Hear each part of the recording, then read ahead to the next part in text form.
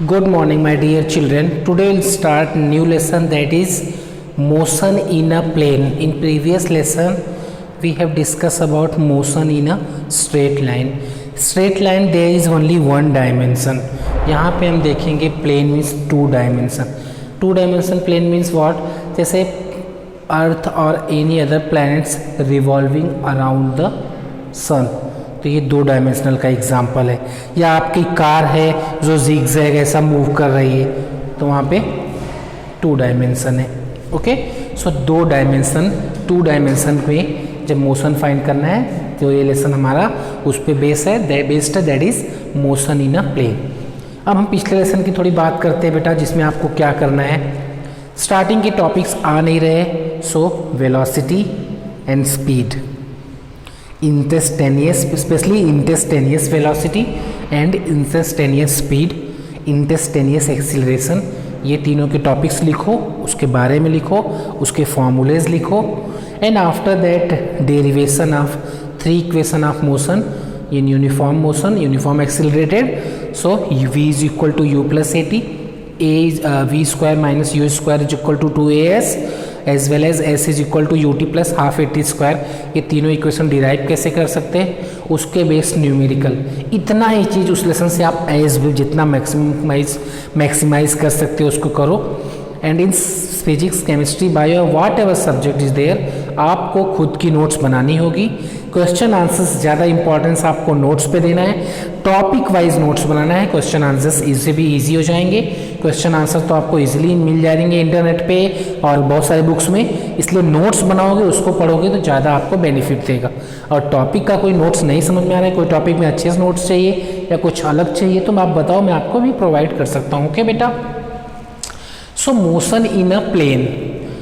Okay, so motion in a plane, जिससे पहले हम डिस्कस करें, हम यहाँ पे पहले आज पढ़ेंगे scalar and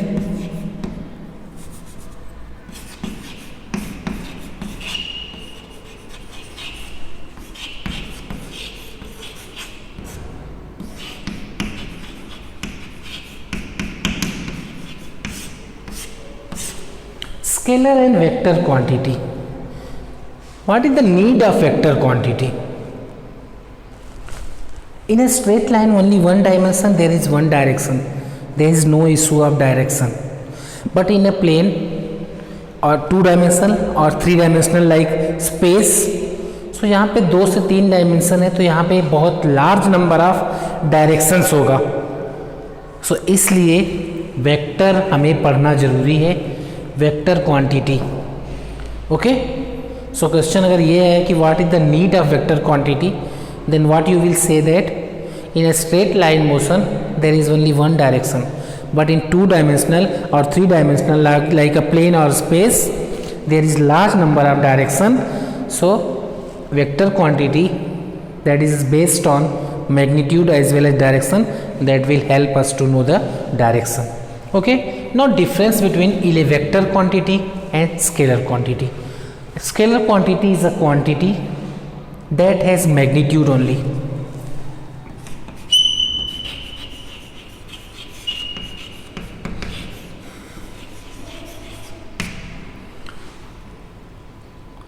It has magnitude but no direction.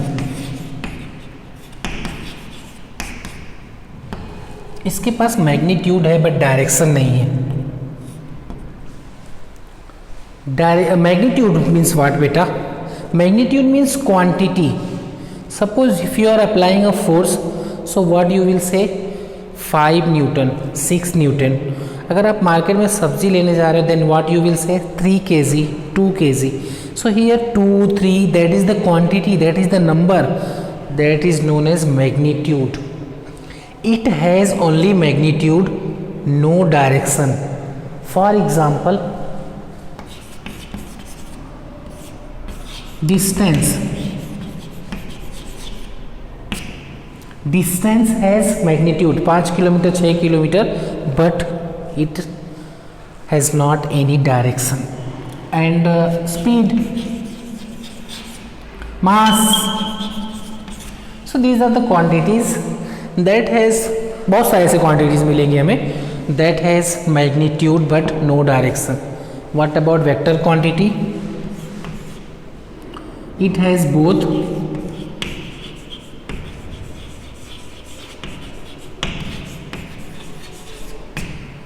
magnitude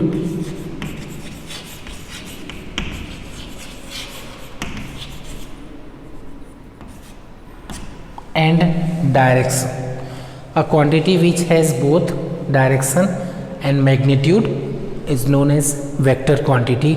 So कौन सी क्वांटिटी से जो वेक्टर होती है जिसके पास डायरेक्शन हो?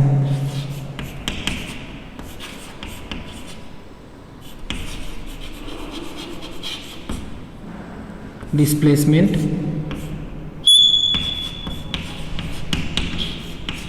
Velocity, acceleration, force. So these are the quantities which has direction as well as magnitude. Okay, now question is हम कैसे denote कर देते हैं, रिप्रेजेंटेशन कैसे होता है वेक्टर क्वांटिटी का बेटा?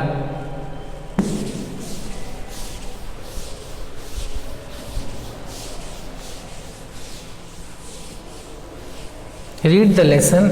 In next video we will start the first topic, representation of vector beta.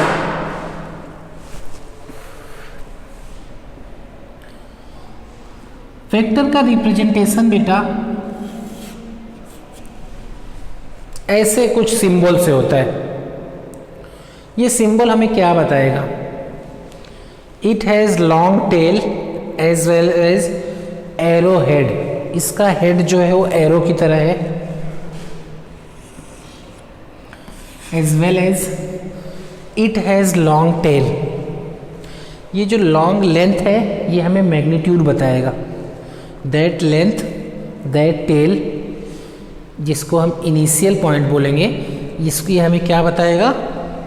ये हमें लेंथ बताएगा, मैग्नीट्यूड बताएगा कोई भी क्वांटिटी का।